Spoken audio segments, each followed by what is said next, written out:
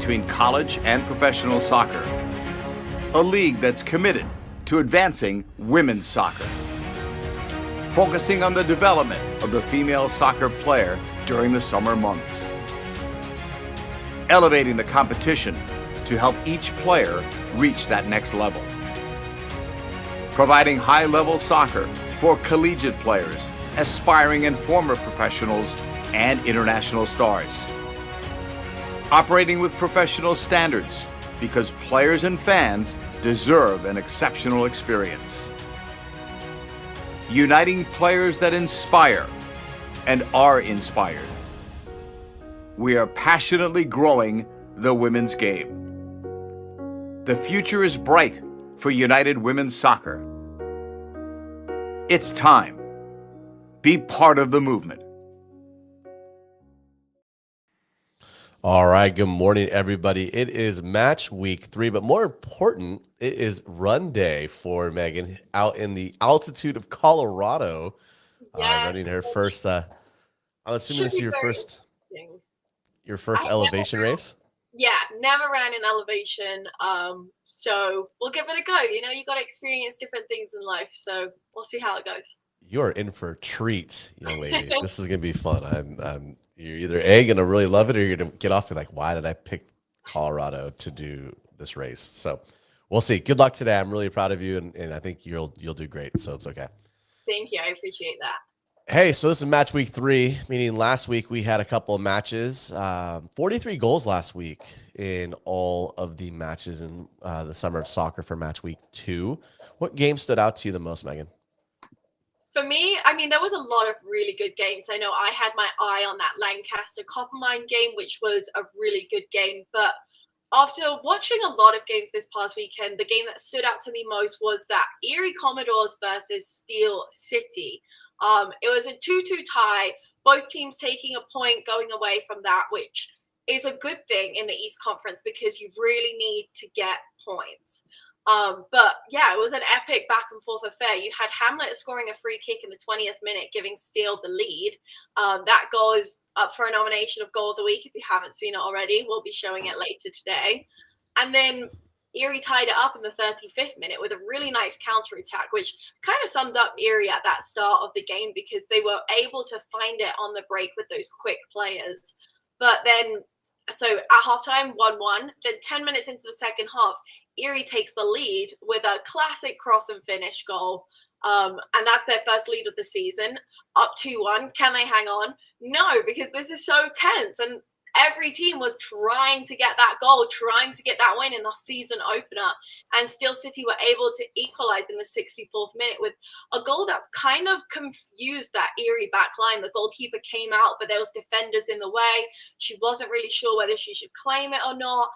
And Steel City were able to capitalize, and both teams leave the game with a point apiece. So, yeah, very, very exciting game for the fans, although I'm sure both teams will be kicking themselves because 3 points is really crucial in that East Conference. Yeah, you can't leave points on the pitch. You got to be able to take them away.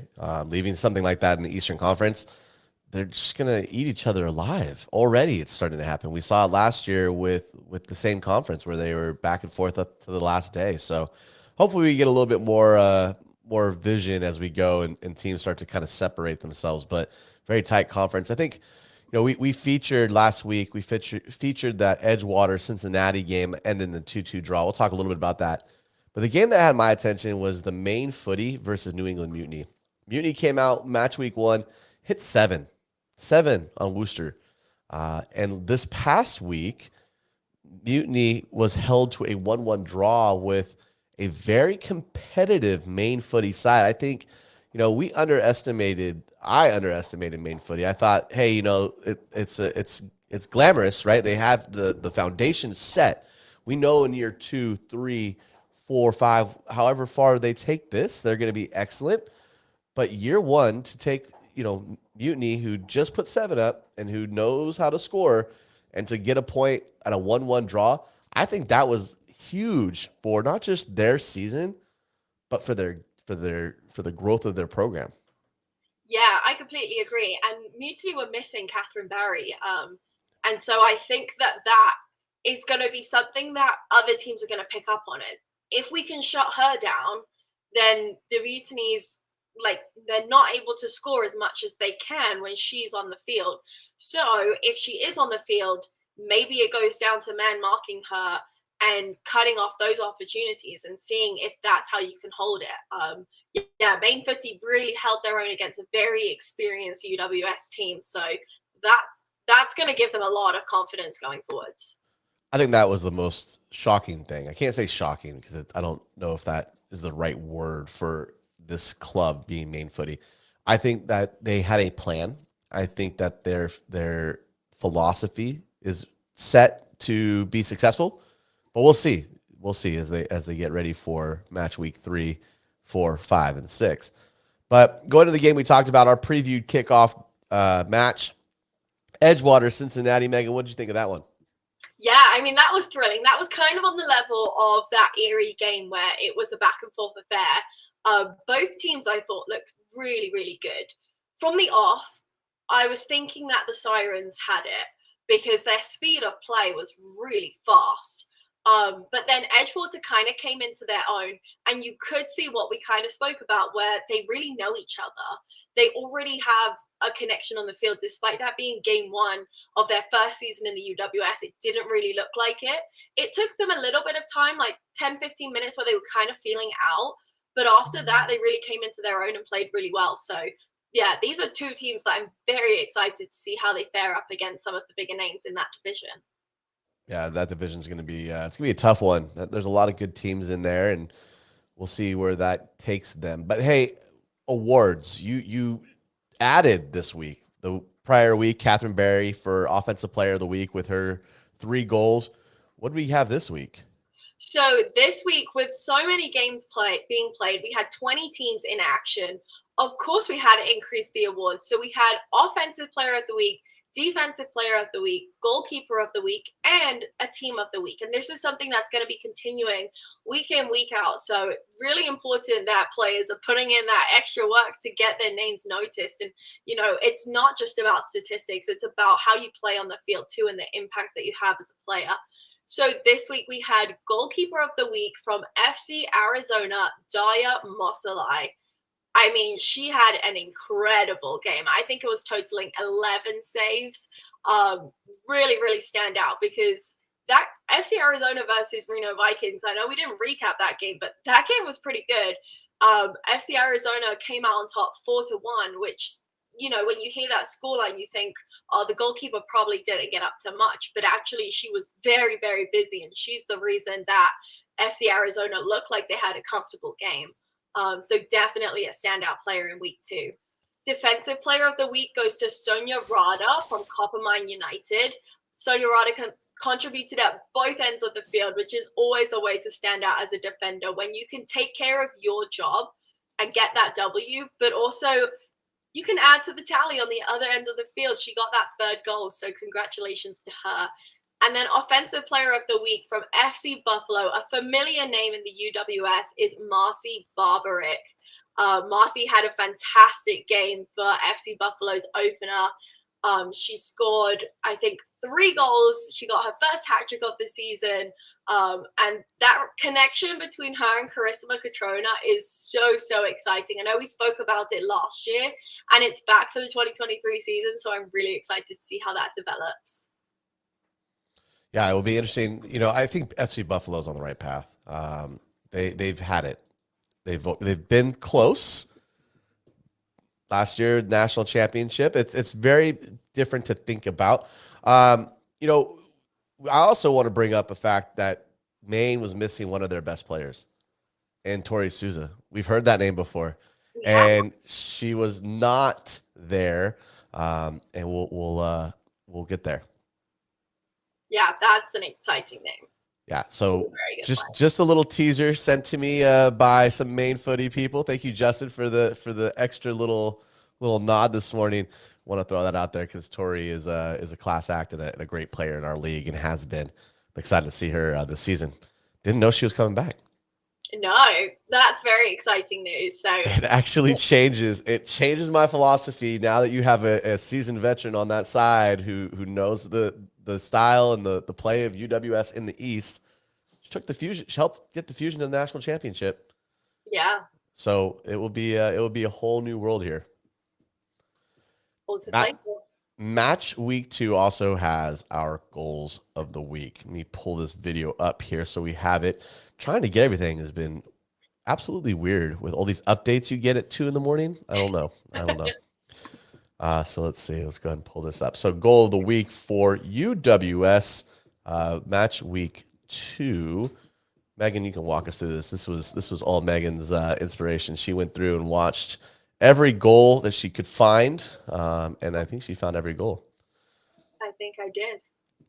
Let's see. We'll use the Twitter. That way it works. All right, here we go.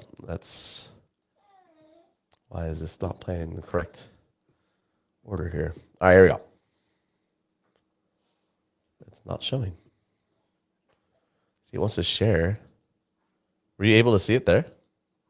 No, I'm not seeing anything. Interesting.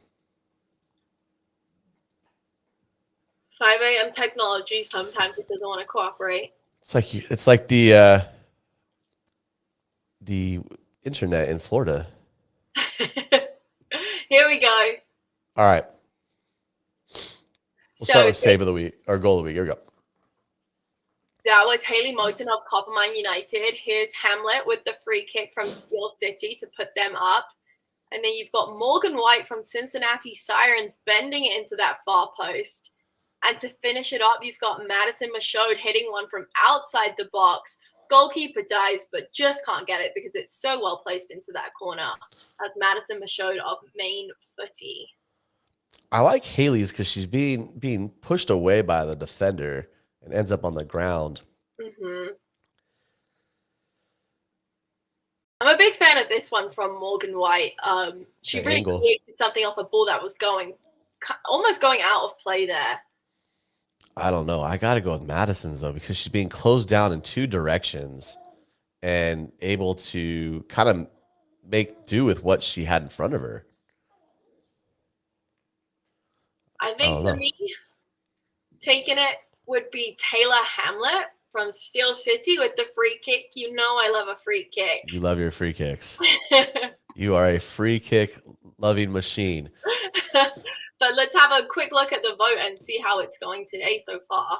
So far today, let's see. It looks like the Coppermine fans have been going hard at this vote. You've got Haley Moten with 38% of the votes. Yeah, that's maybe it's because it's the first video. I don't know. I think it will increase a little bit today. This is week 2, but the other part that you had was our save of the week. Let's go ahead and get into save of the week. Gotta be focusing on those goalkeepers too.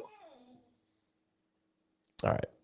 So here we'll restart here in a second. We have to go through the whole video. We'll get the videos for you guys. Don't worry. We'll start getting them. I'll get them 2 days in advance. All right. Save of the week.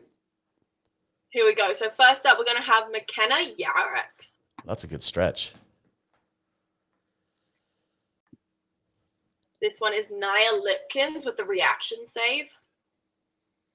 And last up, you've got Jordan Lavassa with that slow-mo dive. I think we need to find a way to get these videos and just slow them down so we can actually see the whole motion. I agree. I think we need like normal speed and then slow down so we can see them twice and we can talk through them. So for save of the week, we are looking at McKenna as the leader in the clubhouse, followed by Jordan Lavasser and Nia Lipkins. So things can change. Things can change for sure, but we know that Steel City FC has kind of stolen the show here. Yeah, I mean, you got 8 hours left to change that, so make sure you go and get your votes in, and we shall see who takes it for week 2. Use all 8 hours, right? Absolutely. We'll see what happens. It should be good. Should be a good one.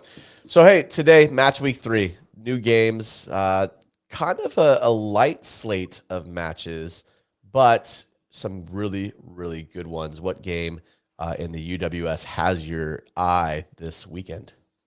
For me, the game that takes my eye is over in the West.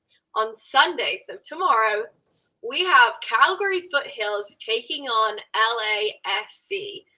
Calgary are coming into this as the West Division champions, the runners-up in the national championship. So, of course, their first game of the season in the UWS for 2023 has to be a must-watch game.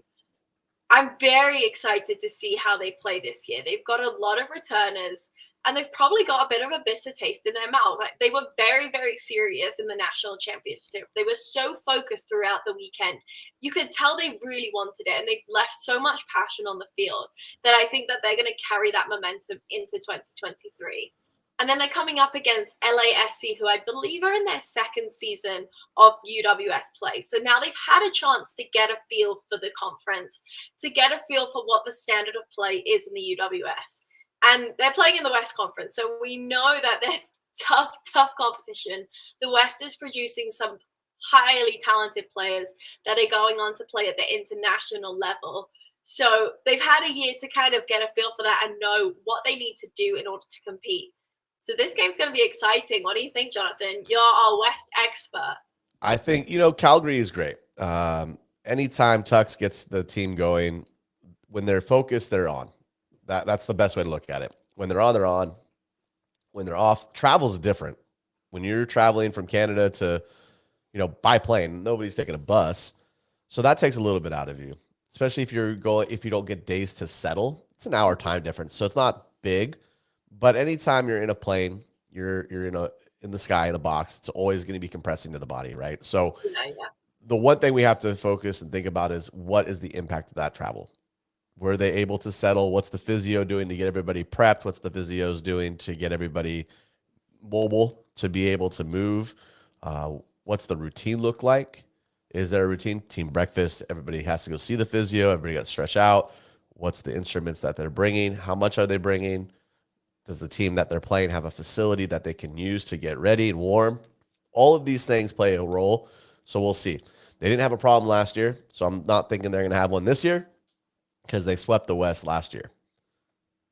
Yeah, I'm excited, but definitely the West Conference really brings that travel element into it because the teams are so spread out. And I know we spoke about it a lot last year with Katie giving her kind of advice, being that she does yoga and she would lead the Athenians in different stretching because it really is so crucial to make sure your body is ready. I mean, I came off a flight recently and my feet were swelling up so bad. I was asleep and then I woke up and I was like, I have to take my shoes off. I have to take my shoes off because my feet were swelling up. And it just happens when you travel that you're experiencing different things to your body. You've got to make sure you're awake and alert because 90 minutes of soccer, add in 90 minutes of UWS soccer, it's intense stuff.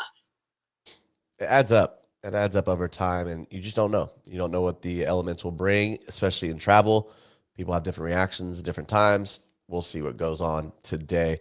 That game set to take place at Broadview Park. So LASC, who's traveling, it's going to be different. Calgary at home, 3 p.m. Eastern, which is nice. Get a home game. So travel is not a big thing for them. But for the LASC, it is a big thing because, again, we talked about the facilities. We talked about moving, right? How do you get ready? My matchup today, as I'm stuffy as heck, I don't know what's going on. I'm going Sporting Connecticut versus the Connecticut Rush. I'm calling it the Nutmeg Derby.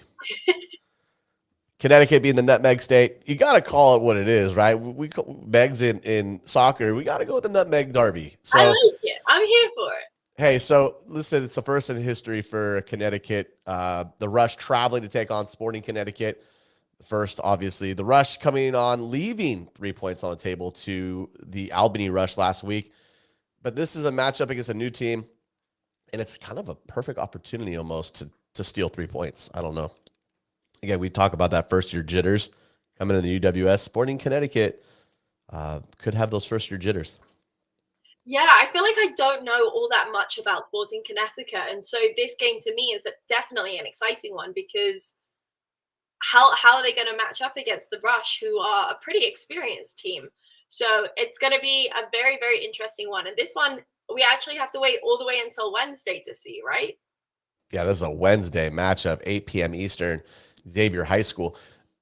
Midweek games, I don't know. Midweek games could take some of the pressure off, I guess. So you don't have the weekend, there's not a million things flying in your head, especially on Memorial Day weekend.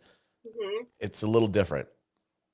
Yeah, I mean, I really think it depends on the player because I know I've been in teams where, for me, evening games are the best. Put me under the lights. Like, I love it. However, I know other players who find it difficult because they're like, I'm at work all day and then I have to go and play, and I'm not like mentally in the game day mode as Yep. much as if I was on a Saturday where I'm off. It's a 3 p.m. kickoff and I'm spending my whole day preparing for that one game. So I guess it depends on the roster and the players and also the chemistry that they have and the culture that they've built. Definitely going to be an interesting one. I'm excited. So today, is it today? It is today. FC Buffalo, Steel City FC. This is FC Buffalo's first home game of the year. Listen, we had them on last year for their first home game, if you recall, and they have a party ready today for Buffalo. That game's going to kick off at 7 p.m. Eastern, Williamsville South High School. I don't know if you could have the same atmosphere and party at the high school that you had last year, but you never know. FC Buffalo, they were regrouping last year, national finalists. If their first game was any indication, the East needs to be on point and ready to go. Steel City traveling in hopes of sending their own message, though, after that hard-fought draw that you discussed with us earlier. We'll see what happens. I'm excited to find out more. Yeah, definitely. And shout out to FC Buffalo because their social media coverage is epic and they're really getting me hyped for this game, like even more so. But history tells us that this is going to be epic. They already put 6 goals up in their first game of the season. Last year, I don't know whether you can say they underperformed in a sense. I think they expected to be in the final. I do, based on the talent on their roster and based on how they played throughout the season. I think they expected to be there. And they kind of fell a little short, I guess. But that's the motivation that I love to see when we come into a new season. And I'm going to put it out here. I think Buffalo are going to score at least 3 goals this game. You're calling 3. At least. If they score 3, what does that tell us about their season? Can we put a lock in top 3 finish for the East Conference or East Division? Yeah, I think so. I mean, I really do think that if they can prove it within the first 2 weeks that they can score multiple goals, I think that they're in contention to take the East Conference. To take the East Conference. You're not saying top 3, you're saying to take the East Conference. Mm-hmm. I got Harley in my ear talking about FC Buffalo, how good they are, you know. I really believe it. I really, really do. They looked so strong in their last game. The roster is so talented. Yeah, they're the team to watch in the East for me. I wasn't going to do this to Mark, but I just envisioned, and I know I'm going to make a lot of Buffalo Bill fans upset. What happened this year? Oh my.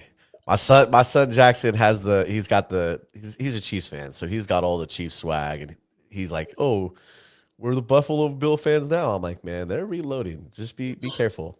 I'm excited. So American football talk real quick. I'm excited to see their tight end Kincaid that he just got out of the University of Utah. He'll be something to watch.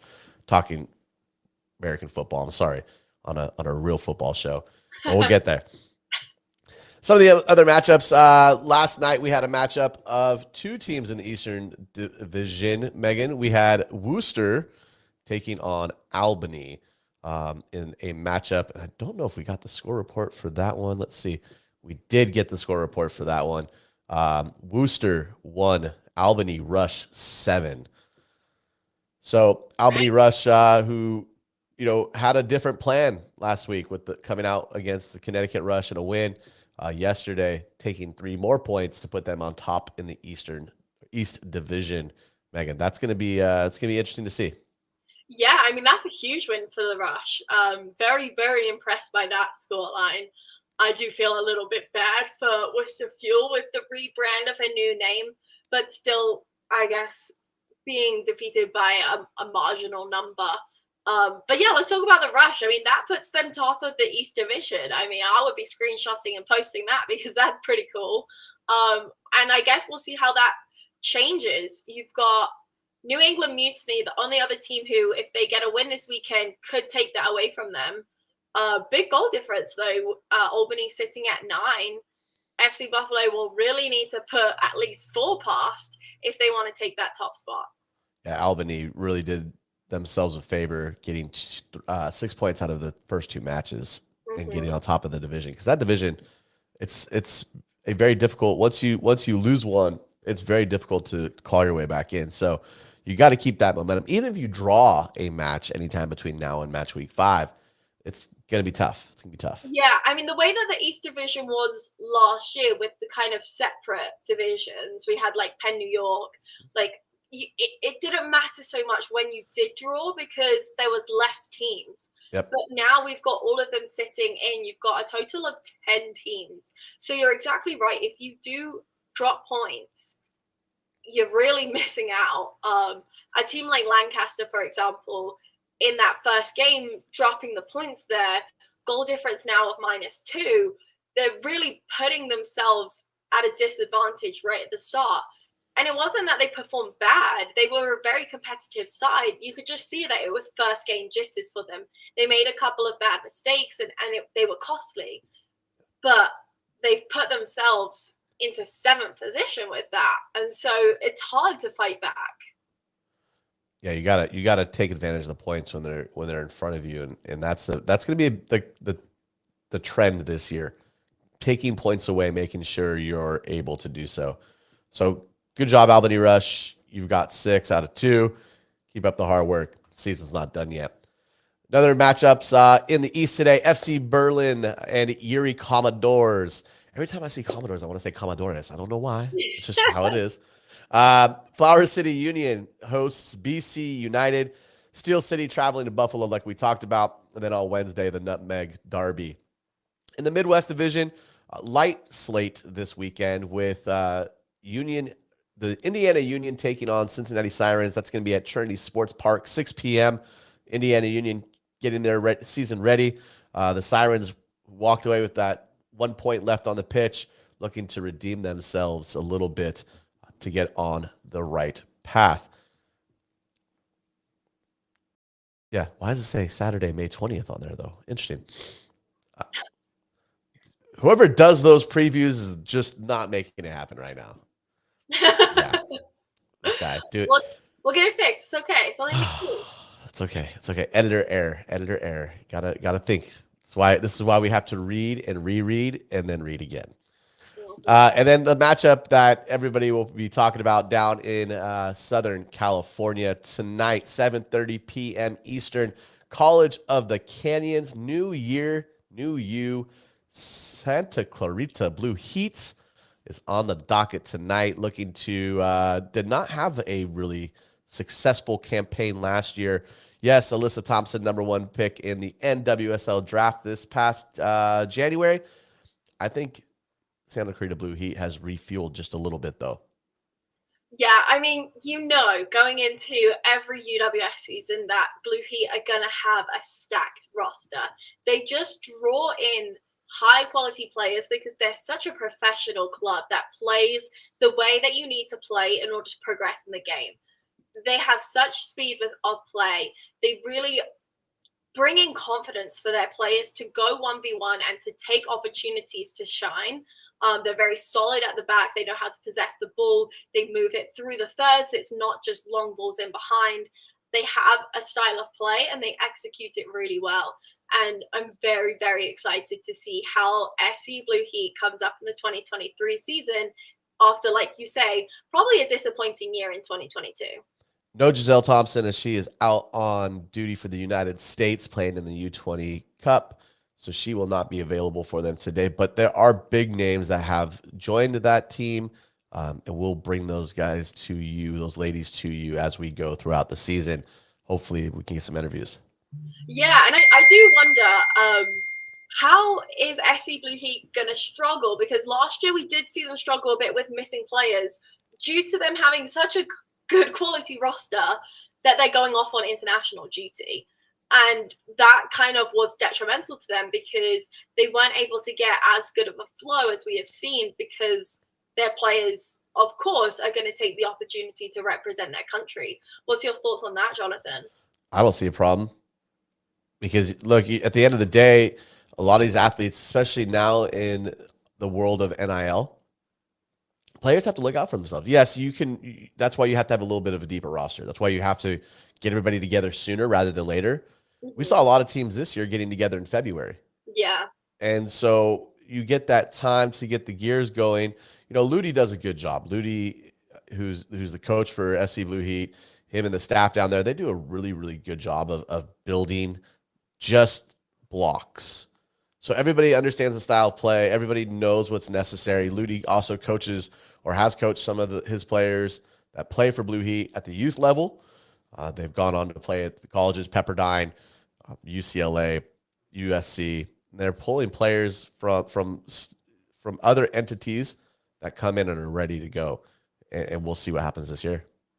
Yeah, and they're taking on the Reno Vikings, who fell short up against FC Arizona, but they were able to create. FC Arizona put in a really solid performance to get that W, but don't doubt the Vikings. I mean, it'll be interesting to see how they come up against a team like Blue Heat. Are they going to take that same approach that they did with FC Arizona? They may be going to be a little bit more cautious, just knowing the reputation of the Heat. It's like filling hot water, right? Or cold water. You put your toe in just to see. Well, last week they put their toe in. They got to see. This week, I think you see a different Vikings team. But we'll definitely have an understanding of what happens. Yeah, that's going to be a very good game tonight over in the West Conference. It was kind of cool though to get a there was a little wake up shout out from Alyssa Thompson to the Blue Heat, and we'll go ahead and show that. They this morning posted on the web. Here we go.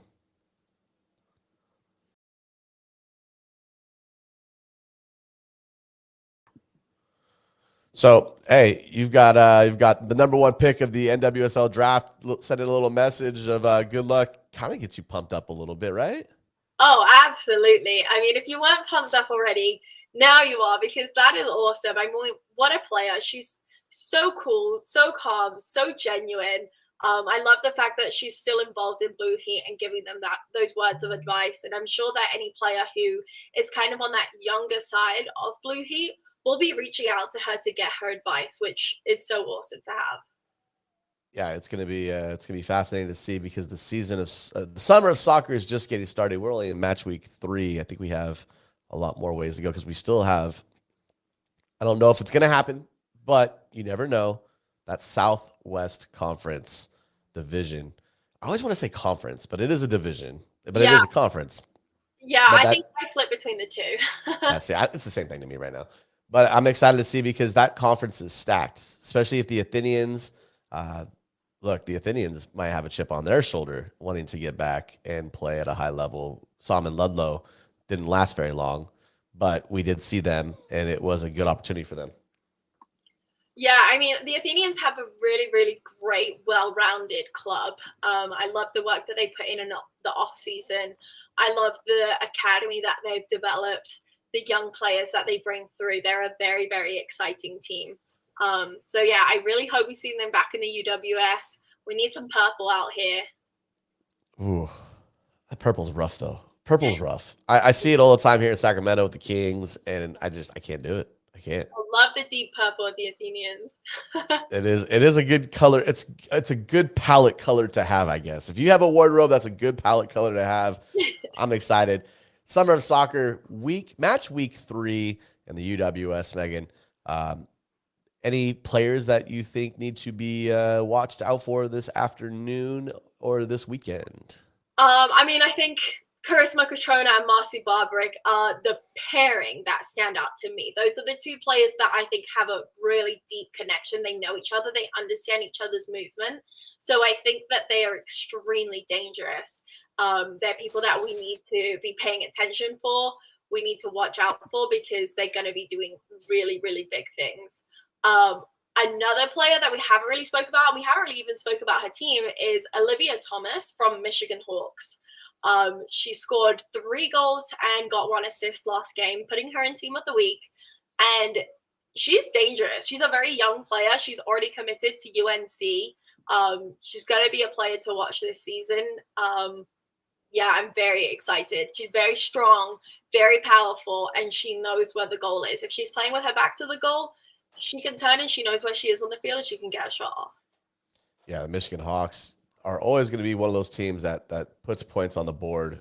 It's exciting to see. That's a young roster too, and they were able to get that 7-1 win that we touched on a little bit. But I think that's a team that could be scary. Yeah, that's a team that they're coming back with a new name and a point to prove. And yeah, I'm very, very excited. They made a big statement in the opening game, and it'll be interesting to see how they can carry that momentum forwards. We're used to seeing them score. Can they continue to score at that high rate in that conference or division? Livonia City won, Michigan Hawks 2 in match week 2. What do you think? Yeah, I definitely think they can. Yeah, I was very impressed by the side. So we shall see. Another player that I also want to bring up is Rebecca Valdez from FC Arizona. FC Arizona aren't in action this weekend. Am I correct? Right. But I do want to talk about her real quick because she was definitely a standout player in that Reno, Arizona game. She scored a brace and she had a lot of opportunities to score more. And I think it was kind of one of those games where you saw that hunger for goal and you saw the potential of where once her eye is in gear, she's going to be unstoppable. Yeah, they're back in action next Saturday against Calgary Foothills. That will be a good one. That will be a really good one. In the heat and the humidity of Arizona. So a little different going from Calgary to Arizona. So yeah, we might have to get FC Arizona on the show to talk about that one. Oh, I'm sure we can make that happen. But we might have a midweek show this week. Joining us will be Grace Storty from Calgary. So she'll talk a little bit about that travel plan, perhaps, and we'll figure out what's going on. But we know there's soccer. We know that everybody else is watching because at 6:30 my time, Dortmund has a chance to win Bundesliga. So we'll see what happens. Soccer Saturday. And, Manchester United women. All they got to do is get a Chelsea loss. Chelsea's just got to take an L. And yeah, it's getting intense. Yeah, but they're not playing anybody today. Chelsea's got was Reading or somebody? Reading? Yeah. Don't put Reading down. They're last. You're gonna have Reading fans in the comments saying you can't even pronounce our name. No, but okay, I couldn't even pronounce Worcester to begin with. I thought it was Worcester. Oh gosh. Well, so think about that real quick. The other thing I want to bring up is, look, Manchester United has to play Liverpool today. Liverpool sitting 7th against Manchester United, who's in 2nd. If they win and Chelsea loses, hey, that Super League title will be great. But Chelsea's playing. How is it Reading when it's got an 8? Okay. Yeah, I'm not sure, to be fair. The more you look at it, the more you think it doesn't really make sense. However, it's just how we do it in England. Oi. But hey, you never know. It's always these games where you're coming down to the end. Maybe you don't have all that much to play for, but you're going. Spoiler. You're going up against the top team, and you've got an opportunity to turn the tables. Ooh, I like that. Maybe they can do it. Maybe, but Chelsea wants to win this one. Oh, I'm sure. for sure. Well, hey, I know you got a race to run today. Good luck. Have fun and enjoy it. Take an oxygen tank in your bag just in case you need it. Right. I got my inhalers. I'm ready. Oh, do you really have inhalers? Yeah, I do. Okay. Cheater. Well, hey, have fun today. Good luck. Let us know how you do, and we'll maybe one race we get you out here in California, and we'll just follow you around with a drone or something. Oh, that'll be very cool. Get that content. Hey, content all day. Well, hey, Megan, thank you for joining us this morning. Good luck. We'll talk to you hopefully early this week. Thank you. It's been a pleasure, and I'm very excited to see lots more goals this weekend. Oh, we can't. Is it over under 43? I'm going to go under. I feel like we have less games, right? We do have a few less games. Yep. Yeah, so I'm going to go under. Okay. All right. So under 43 is the goal. Thought process by Megan. I'm going to say under 2. I wanted to think that we were going to have more, but some of the heavy hitters aren't playing today. But listen, I know you got to get hydrated. You got to get your feet ready. Good luck today. Have fun. And for everybody else, we'll talk to you getting ready this week and also for match week 4 in the UWS Summer of Soccer. Cheers, everyone.